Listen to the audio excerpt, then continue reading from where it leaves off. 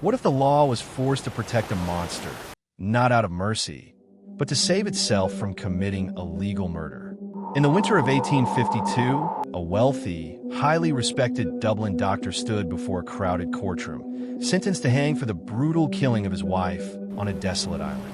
The jury hated him. The public wanted him dead. The prosecution had proved he was hiding a secret life so dark it shocked Victorian society. And yet, just days before the noose was set to tighten around his neck, the entire execution was abruptly halted. It wasn't because he was proven innocent. It was because the justice system realized that its own scientific evidence was a dangerous lie. This is the story of how a bizarre failure in forensic science created an invisible shield, protecting Ireland's most notorious suspect to keep the law from breaking its own rules. To understand why the system turned against itself, we have to look at the man at the center of the scandal, Dr. William Burke Kirwan.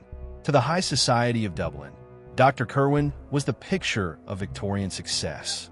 He wasn't just a medical professional. He was a highly gifted anatomical illustrator and miniature painter, a man whose work required precision, calm nerves, and a deep understanding of the human body. In the summer of 1852, he and his wife, Sarah Maria Louisa Kirwan, decided to escape the stifling city heat. They rented a house in the coastal town of Howth, and on a bright September morning, they boarded a small boat bound for Ireland's Eye. It is a bleak, uninhabited wedge of rock and grass just an hour from the mainland, famous for its jagged cliffs and absolute isolation. Sarah was a vibrant, healthy woman and an exceptionally strong swimmer. The couple planned to spend the day sketching, walking, and bathing in the sea. It was supposed to be a peaceful retreat, but as the sun began to dip below the horizon, the island's isolation became a trap. Around 4 p.m. that afternoon, a local boatman landed on the island to offer the couple a ride back to the mainland. Dr. Kirwan declined, stating they would wait for their regularly scheduled boatman to collect them at 8 p.m. That was the last time anyone saw Sarah alive. 2 hours later, around 6 p.m., fishermen pulling nets in the waters nearby heard a series of piercing, blood-curdling screams echoing from the island. The cries seemed to originate from a deeply shadowed, rocky inlet known as the Long Hole. But in the 19th century, domestic disputes were treated with cold indifference, and no one rowed ashore to investigate. When the boatman finally arrived at dusk, Dr. Kirwan was standing alone on the pier, holding his sketching portfolio. When asked where his wife was, he casually replied that she had gone for one last swim.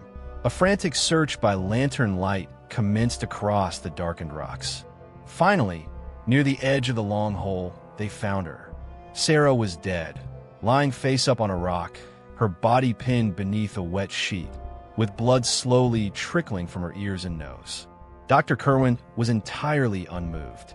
He insisted that his wife must have suffered a sudden fit or a cramp while bathing, causing her to drown naturally. But the local authorities in Howth were deeply uneasy. Why was her body found under a wet sheet? Why was there blood on her skin? As investigators began digging into the respectable doctor's background, his polished veneer completely disintegrated. They discovered that Dr. Kirwan was living a massive, scandalous lie. For 12 years, he had maintained a secret second home in Sandymount, Dublin, with a mistress named Maria Teresa Kenny. Even worse, he had fathered 8 children with her. Neither woman knew the other existed until Sarah discovered the truth just weeks before her death. Suddenly, the narrative transformed. This was no longer a tragic bathing accident. To the police, it was clear that Dr. Kirwan's respectable life was about to be ruined by a public divorce scandal, and he had used the total isolation of Ireland's to permanently silence his legal wife. When the trial opened at Dublin's Green Street Courthouse, the atmosphere was thick with hostility. The prosecution laid out a damning, highly emotional case. They argued that Dr. Kirwan had forced his wife down into the shallow water of the Long Hole, using a heavy, wet sheet to smother her cries and pin her down until she suffocated.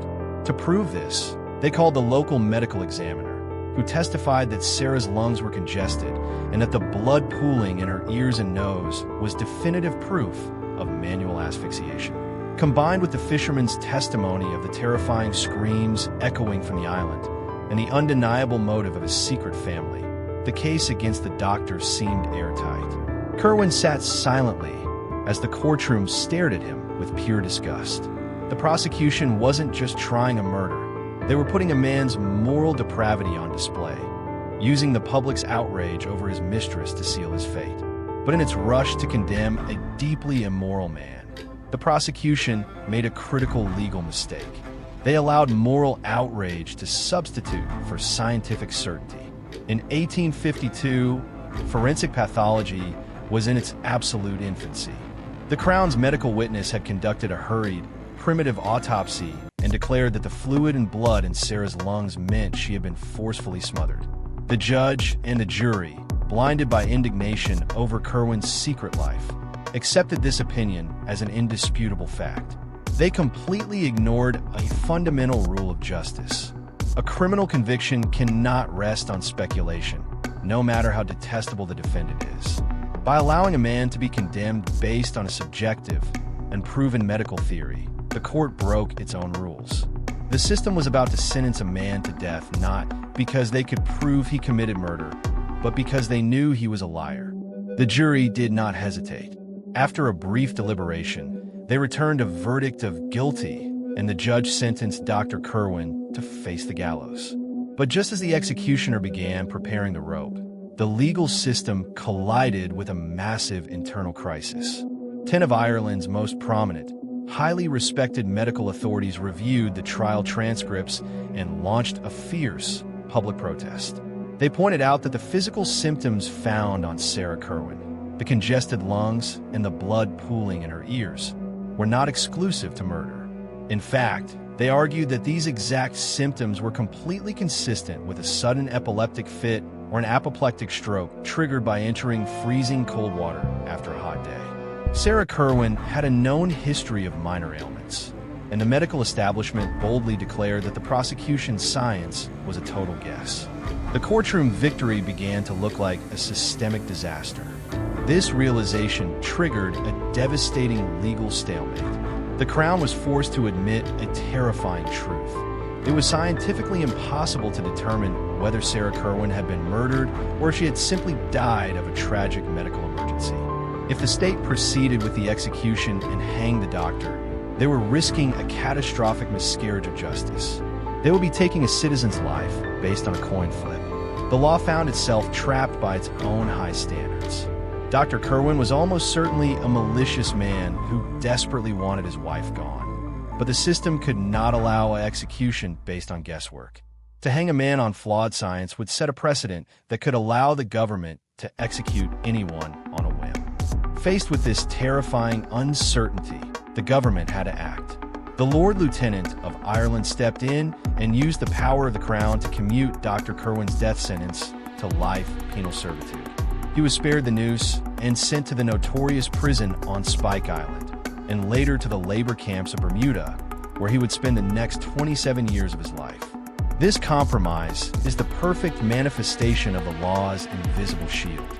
The system did not set Kirwan free because they knew he was a dangerous man, but they refused to hang him because the rule of law requires absolute, unshakable proof before the state can take a human life. By changing his sentence, the justice system chose to let a suspected monster escape the gallows, protecting a killer just to punish and correct a flawed system. Ultimately, the Ireland's tragedy leaves behind a haunting truth about the nature of justice. It reminds us that the rules of due process are not there to protect the innocent alone. They are there to restrain the state from abusing its immense power. If the courts are allowed to execute a man based on a wave of public anger and a medical guess, then no one is truly safe from the system. Dr. Kirwan may have walked away from the gallows a guilty man, but the invisible shield that saved his neck is the very same one that protects the rest of us from a system that decides to guess.